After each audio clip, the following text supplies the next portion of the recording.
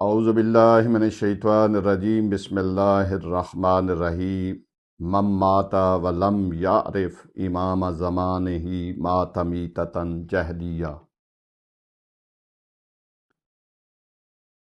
غیبت صغریٰ اور غیبت کبریٰ کے عنوان سے ہماری مختصر گفتگو ہے۔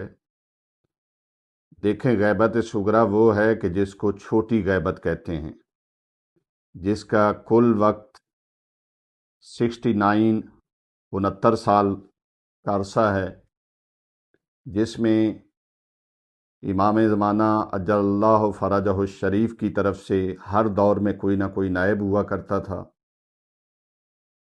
جیسا کہ ان 69 سال کے اندر امام کے 4 نائب ہوئے، ان نائب کے ذریعے مولا اپنے چاہنے والے، اپنے شیعوں سے رابطے میں رہتے تھے، جس کے اندر امام کی طرف سے توقیعات بھی موجود ہیں، اور جو بھی حقوق تھے وہ امام کے نائب کے پاس پہنچائے جاتے تھے اور وہ امام تک پہنچاتے تھے۔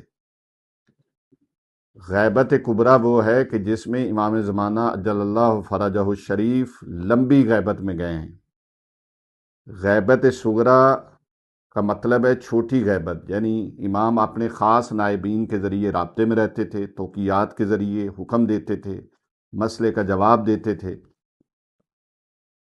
لیکن غیبت کبریٰ میں امام پردے میں چلے گئے اور یہ حدیث فرما کے گئے، یہ حکم فرما کے گئے کہ اب تمہارے اوپر ہماری طرف سے ہمارے راوی تم پر حجت ہیں، جن کو نائب عام کہتے ہیں۔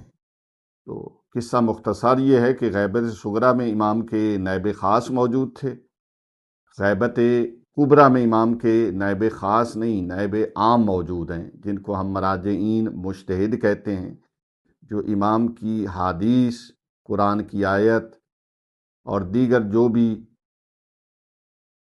فقہ کے لیے جو ہے وہ دلائل ہیں، ان کے ذریعے ہم تک مسئلہ بیان کرتے ہیں۔ امام کا حکم، خدا کا حکم ہم کے لیے بیان کرتے ہیں، وہ امام کے نائب عام ہیں، اور غیبت صغریٰ میں امام کے نائب خاص تھے۔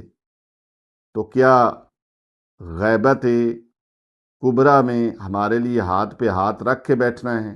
نہیں، ہمیں تیاری کرنی چاہیے۔ امام کے ظہور کے حوالے سے مولا کے لیے ہمیں تیار رہنا چاہیے، اور روایت ہے کہ سب سے بہترین غیبت کے زمانے میں سرکار کا انتظار کرنا افضل عبادت ہے، اور انتظار الفرج افضل العبادہ۔ فرج یعنی امام کے ظہور کا انتظار کرنا سب سے بڑی عبادت ہے۔ وآخر دعوانا ان الحمد للہ رب العالمین۔ ہماری گزارش ہے کہ ہمارے فیس بک، یوٹیوب اور انسٹاگرام کے تمام پیجز کو لائک کریں، شیئر کریں اور سبسکرائب کریں۔ آپ کی حوصلہ افزائی ہمارے لیے قیمتی سرمایہ ہے۔ شکریہ۔